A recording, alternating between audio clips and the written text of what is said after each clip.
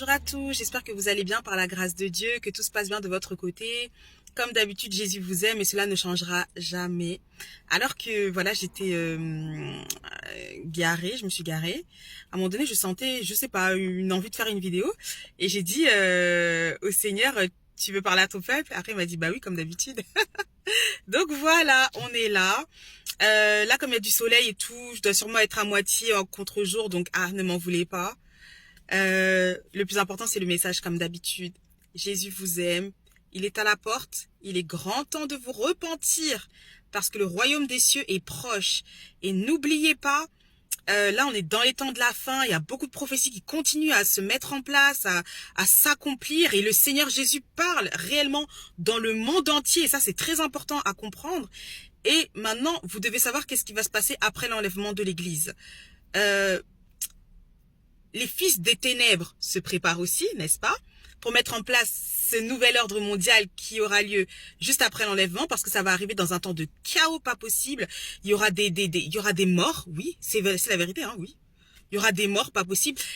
N'oubliez pas quelque chose, les amis. Vous devez lire la parole de Dieu pour comprendre comment Dieu fonctionne. À chaque fois qu'il y a un événement majeur qui se passe, bibliquement, concernant l'Éternel, il y a des morts, qu'on le veuille ou non. Et je vais vous dire pourquoi. Regardez ce qui s'est passé les jours qui ont précédé, qui ont suivi la naissance du Christ. Le roi Hérode était tellement en colère parce que les mages l'avaient floué selon lui, alors que non, ils obéissaient seulement à la parole de l'Éternel qui leur avait dit de repasser par un autre chemin et de ne pas se rendre auprès du roi Hérode afin de leur indiquer l'endroit où se trouvait le petit enfant qui venait de naître, n'est-ce pas, le roi, le Messie. Et qu'est-ce qui s'est passé? Hérode s'est mis dans une colère folle, poussé par le diable comme d'habitude. Et la Bible dit qu'il y a eu des cris à Rama. Et la Bible dit, mais d'où viennent ces cris? C'est Rachel qui pleure ses enfants et Rachel refuse d'être consolée. Pourquoi? Il y a eu des assassinats en cascade de bébés âgés de moins de 3 ans. Pourtant, on avait bien dit que l'enfant venait de naître. Imaginez un peu. Tellement c'était la folie. Alors après l'enlèvement, vous pensez qu'il y aura quoi? Des enfants dans le monde entier. Il y a des enfants de Dieu dans le monde entier. On est des milliards. Sur toute la terre. Chandelebros Kaliapa. Cela veut dire que des personnes qui sont sur la route en train de rouler, en train de se rendre peut-être au travail, on ne sait pas. Peut-être à un mariage, peut-être une sortie. Bref, l'enlèvement arrive. Allez, accident de la route. Pareil pour le train, pareil pour l'avion. Une personne, je sais pas moi, qui fait à manger... Même, ah oui, une fois j'avais eu cet exemple-là, incroyable.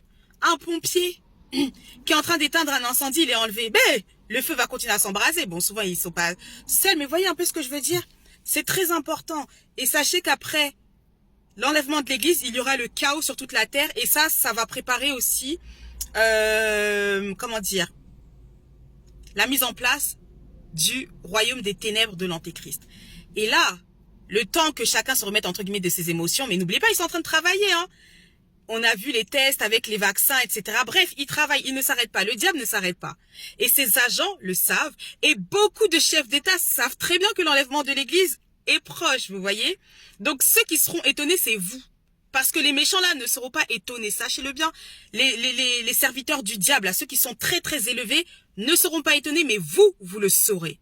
Vous le saurez. Donc, marchez par le Saint-Esprit. Bref, après l'enlèvement, chose qui est très importante, il y aura 2 cas de figure et pas 3. Le premier, ceux qui accepteront de porter la marque de la bête. En fait, on va pas dire que c'est la marque du diable, mais la Bible dit que c'est le sceau du diable. Et on va vous forcer à porter cette marque, sans laquelle vous n'aurez plus comment dire, les renseignements. En fait, sur cette puce-là, parce que maintenant on sait que c'est une puce. Désolée, je vais ouvrir la fenêtre parce qu'il fait trop chaud. Attendez. Ah, Seigneur. Qu'est-ce que je disais? Sans cette puce, sur cette puce-là, il y aura vos informations d'identité, sécurité sociale, vos comptes en banque, il y aura tout. Ok? Mais les enfants de Dieu, ceux qui connaissaient la parole de Dieu et qui auront raté l'enlèvement, comprendront que, ah non, ça on peut pas parce que c'est vraiment la marque du diable. Et si je prends cette marque-là, c'est très simple, j'irai en enfer, aller direct. Parce que ça veut dire que j'appartiens au diable, parce que ce sera le sceau du diable sur lui. On a vu par rapport au Covid-19 et tout, par rapport au vaccin, il y avait aussi les anti-vax, ok? Pas forcément des chrétiens, mais il y en avait. Ça veut dire que il y en aura aussi qui diront, moi, je veux pas ça. Pourquoi est-ce qu'on devrait avoir une puce et tout? Pourquoi c'est bizarre? Pourquoi est-ce que mon compte en banque devrait être dedans, etc. Parce que n'oubliez pas, il y aura plus les histoires de billets de banque, etc. Tout sera digital, hein, c'est ça. Hein. Puisque l'IA là, ça avance bien. Ils se préparent. Et donc, en fait, ça va être ça l'histoire. Mais, à un moment donné, qu'est-ce qui va se passer? Effectivement, il y en aura qui, comme des moutons, qui auront la marque, soit sur la main, soit sur le front, comme le dit la parole de Dieu. Le front, ça peut être même un peu l'œil, on sait pas, vous voyez un peu. Parce que, il faudra bien se vêtir, il faudra bien se loger, il faudra bien même aller mettre son essence, aller travailler, etc., etc. Là, quand on en parle comme ça semble bien abstrait, mais dans les films, ils en ont déjà parlé. Ça veut dire que eux, ils ne se cachent même pas. Parce qu'ils savent que ça va arriver. Nous tous, on le sait. Ça veut dire qu'il y a des fois, moi, je regardais les films, je dis, mais attends, Seigneur, sérieux? Depuis tout ce temps, ils savaient tout, ils savent. Ils sont déjà prêts. Donc, il y aura ceux qui vont porter la marque de la bête, enfer direct, mort éternelle, bon voilà, ennemi de Dieu pour l'éternité.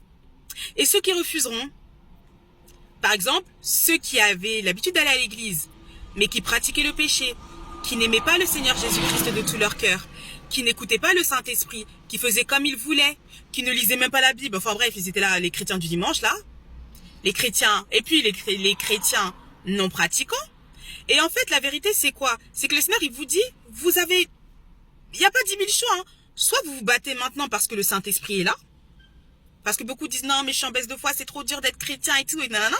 Soit vous continuez à vous laisser happer par la culpabilité constante du diable, vous allez rater l'enlèvement et vous allez vous battre. Parce que la vie chrétienne, en fait, c'est une bataille. Même le Seigneur Jésus-Christ dit que jusqu'à présent, le royaume des cieux est forcé. Ça veut dire qu'on ne va pas au royaume des cieux en se croisant les bras? Non. Et non. Et donc, on revient après l'enlèvement. L'église est enlevée. Le Saint-Esprit n'est plus sur la terre. Donc, après, il reste vous et l'Antéchrist. Et toute sa milice et tout, parce que bien évidemment, on se rendra bien compte que tout le monde ne s'est pas fait pucer. Donc on va commencer à vous pourchasser, à vous combattre, à vous torturer. Parce que la Bible dit que celui qui refusera de porter la marque de la bête s'en sortira au fil de l'épée. À base de torture, etc. On a aussi des exemples de ce qui se passe à nos frères et sœurs dans le monde entier. Nos frères et sœurs qui sont persécutés. Des personnes à qui on a arraché leur maison, des personnes qui ont perdu la vie, qui ont été torturées, des personnes qui sont prisonniers, qui sont tenus prisonniers à tort. Ça c'est réel, hein. Mais maintenant, avec l'Antéchrist, vous pensez qu'il y aura aucune indulgence? Aucune indulgence. Et au milieu de ceux qui resteront dans ces milices, parce qu'il y aura des commandos aussi qui vont dire non et tout, nanana, on se souvient de ce qu'il y avait écrit dans les Écritures et tout, faudra tout faire pour ne pas porter la marque de la bête. Ok, mais même au milieu de vous, comment vous allez savoir s'il y a des traîtres ou pas? Parce qu'on sait qu'il y en a partout. Vous allez faire comment? Faudra commencer à savoir survivre dans la forêt, en tout cas très loin des villes, bref, voilà. Bon courage à ceux qui resteront, en tout cas, mieux vaut faire partie de ceux qui seront enlevés. Maintenant, la dernière fois j'avais partagé ça aussi, c'est qu'à un moment donné, alors que je m'ai préparé, etc., le Saint-Esprit me donne une vision de ce qui se passe après l'enlèvement. Et j'entends quoi? Comment dire, on va dire, ouais, bon, des chrétiens qui disaient, c'est trop dur, vraiment c'est trop difficile, je vais prendre la marque de la bête. Mort éternelle. Et n'oubliez pas, la Bible dit qu'au moment de l'enlèvement, tout le monde verra, tout œil verra le Seigneur Jésus-Christ dans les cieux. Ça veut dire que ceux qui auront raté l'enlèvement sauront bien qu'ils ont raté l'enlèvement.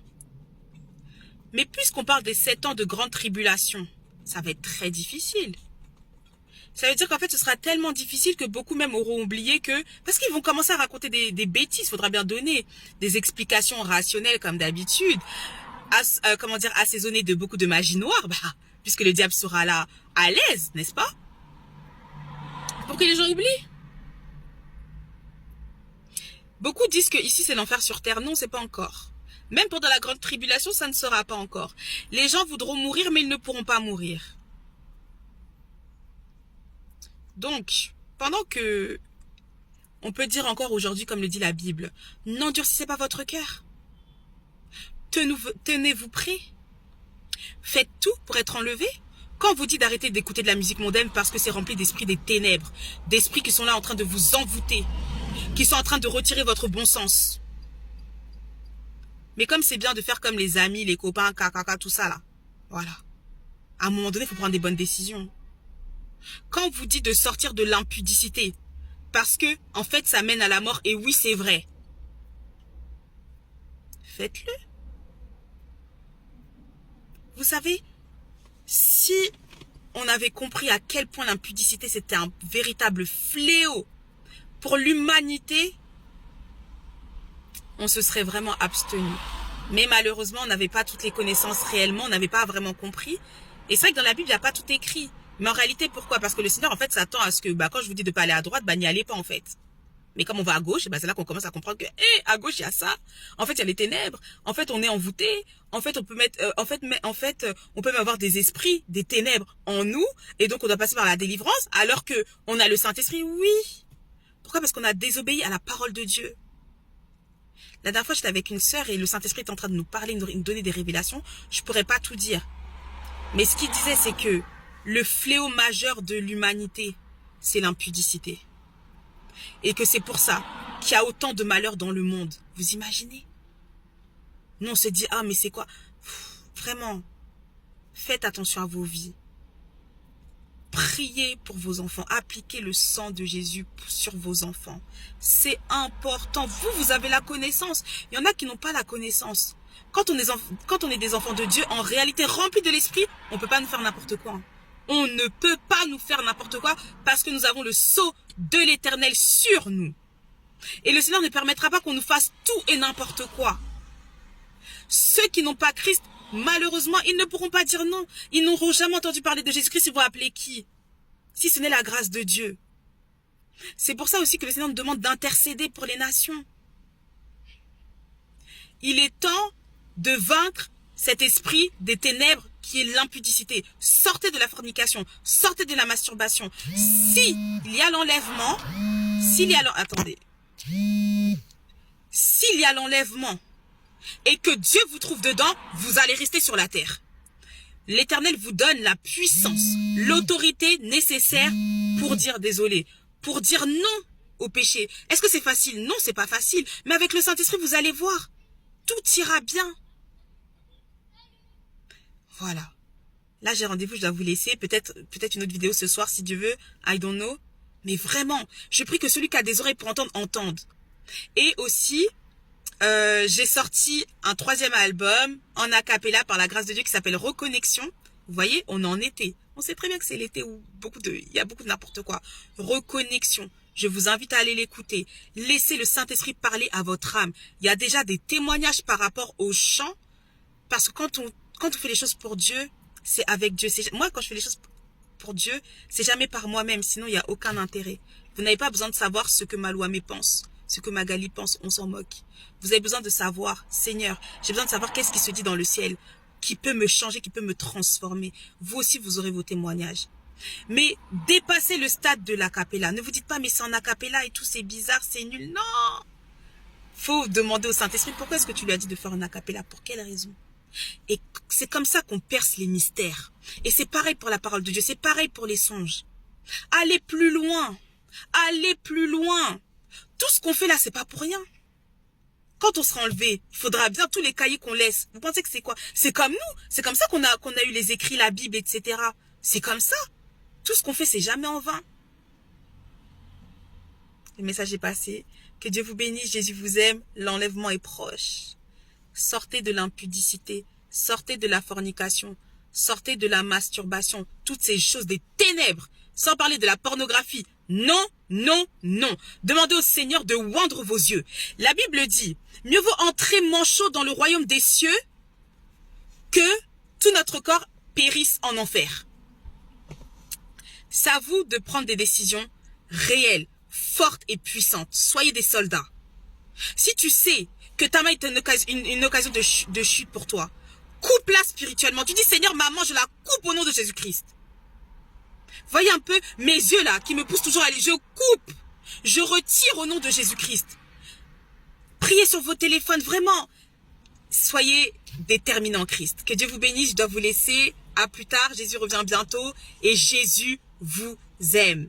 Bye.